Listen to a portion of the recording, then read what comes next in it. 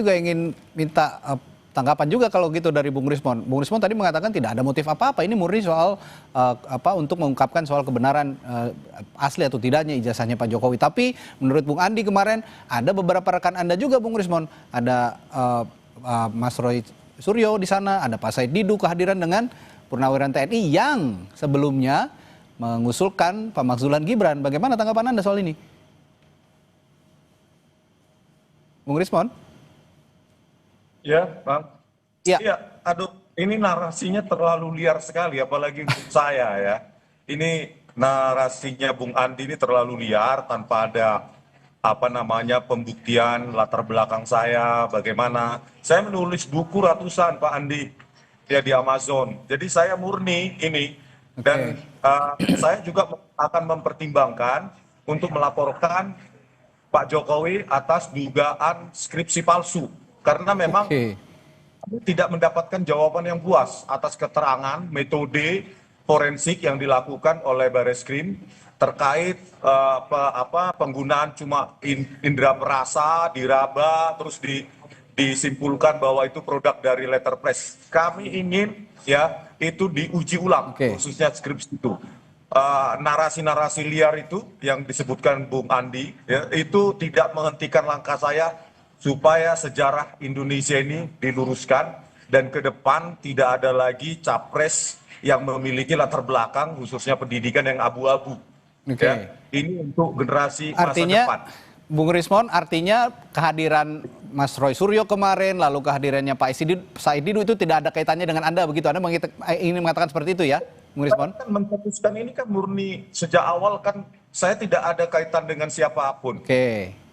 Jadi ya murni saya analisa sesuai dengan kompetensi saya dan itu siap diperdebatkan, dikatakan saya salah dan kita siap seminar, itu nggak ada kaitannya dengan aktivitas-aktivitas politik.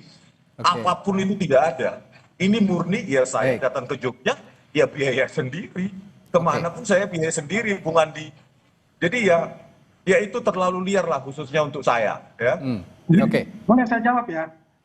Sebentar, Bung Andi, saya ke Mas Agung dulu. Nanti saya kasih kesempatan ke Bung Andi. Mas Agung, kalau melihat pernyataan Pak Jokowi yang kemarin itu bahwa ada motif politik, ada agenda politik besar begitu ya, Mas Agung.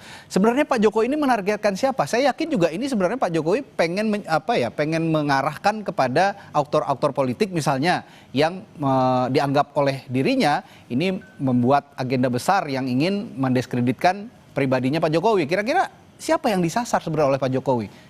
Iya, saya bacain data indikator politik Indonesia, Mas, ya, surveinya yang dilakukan 27 Mei, 17 sampai 20 Mei 2025.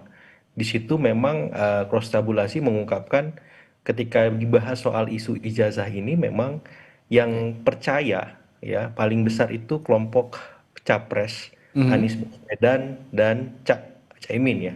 Itu nomor satu. Itu jumlahnya lumayan besar 40,2%.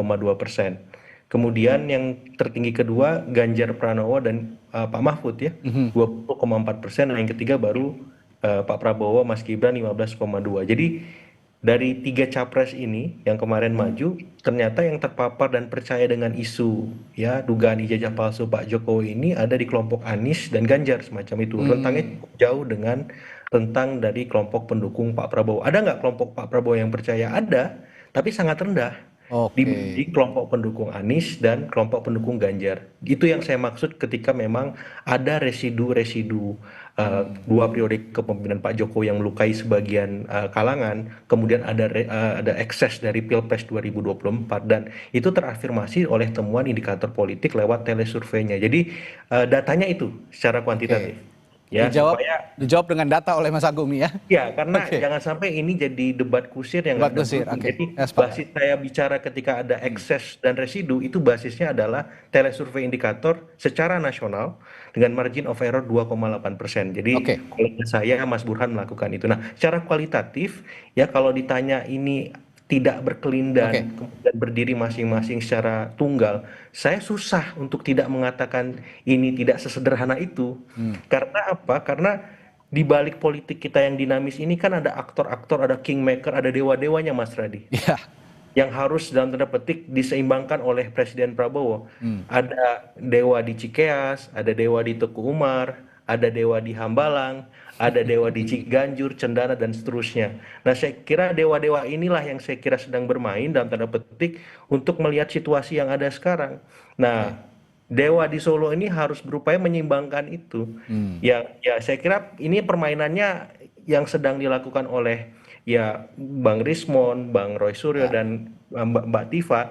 Ini ya bermain saja, tapi ekses dari permainan ini itu sedang dipantau oleh dewa-dewa di tempat-tempat tadi. Oke. Ya, Bang Rismon memang peneliti murni, Bang Rismon profesional di situ, tapi ekses dari yang dilakukan Bang Rismon itu dinikmati oleh para dewa-dewa tadi di luar seperti itu.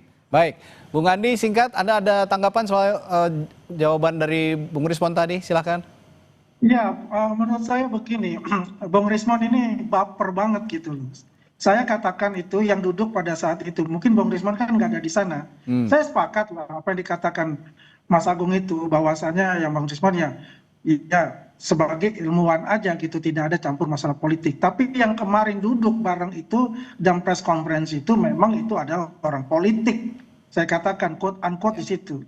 Karena yang dibahas itu macam-macam kan, berlebar semuanya gitu. Ya sampai juga masalah juga pemakzulan juga seperti itu. Ya kan? Jadi intinya sebetulnya adalah saya sepakat dengan Mas Agung itu bahwasanya itu apa yang ini terkonfirmasi lah. Saya kan sudah mengatakan ya, itu 3 bulan yang lalu bahwa ada 4 kelompok kekuatan di sini yang ingin mendiskreditkan Pak Jokowi dan keluarganya. Ya satu saya bilang HTI dan FPI. Ya kedua yaitu para menteri yang dipecat Pak Jokowi, ketiga oligarki hitam. Nah, yang keempat ini yang tadi digambarkan oleh Mas Agung, yaitu anak abah dan anak banteng itu kan, yang istilahnya yang mereka tidak move on. Nah, inilah terkonfirmasi semua. Jadi melihat celah-celah itu, akhirnya apa? Ingin ya membuat kegaduhan untuk negeri ini sehingga terjadi sesuatu yang mungkin saja mengadu domba antara kita semua gitu. Bung Andi. Yang penting begini Mas Radit, bahwasanya apa yang dilakukan oleh Pak Prabowo dan juga Mas Gibran ini adalah satu paket untuk membangun negeri ini dipilih oleh rakyat Indonesia 58%. Ya, itulah intinya. Bung Rismon, saya beri kesempatan Anda terakhir untuk benar-benar meyakinkan publik bahwa Anda ini terpisah antara kasus hukum dan kasus politik. Apa yang bisa Anda yakinkan pada publik? Singkat saja, Bung Rismon. Ya, Bang. Statement saya bahwa kekayaan perdebatan atau diskursus publik ini, khususnya para ilmuwan atau akademisi itu harus kita glorifikasi untuk mengedukasi publik, bukan lewat narasi-narasi liar yang menurut saya ya justru menggeser esensi dari perdebatan atau diskursus untuk menguji keotentikan ya keaslian dari ijazah Pak Jokowi. Saya pikir ini mengedukasi publik bahwa ya Bang. Jadi jauh sekali lah kalau itu saya diproyeksikan kepada saya. Ya. Begitu. Baik, Bang. Bung Rismon. Dan saya yakin juga, saya punya keyakinan Pak Jokowi tetap akan merespons ini, dan saya dengar nanti akan ada pidato-pidato politik berikutnya, terutama nanti di Kongres PSI ya kalau saya tidak salah, Pak Jokowi akan menyampaikan pidato politik. Saya percaya hal ini akan diungkit kembali pada saat itu, dan menarik untuk kita cermati. Terima kasih Bung Andi, Bung Rismon, dan juga Mas Agung telah bergabung di Sapa Indonesia Malam hari ini. Sampai jumpa lagi. Selamat malam. Malam.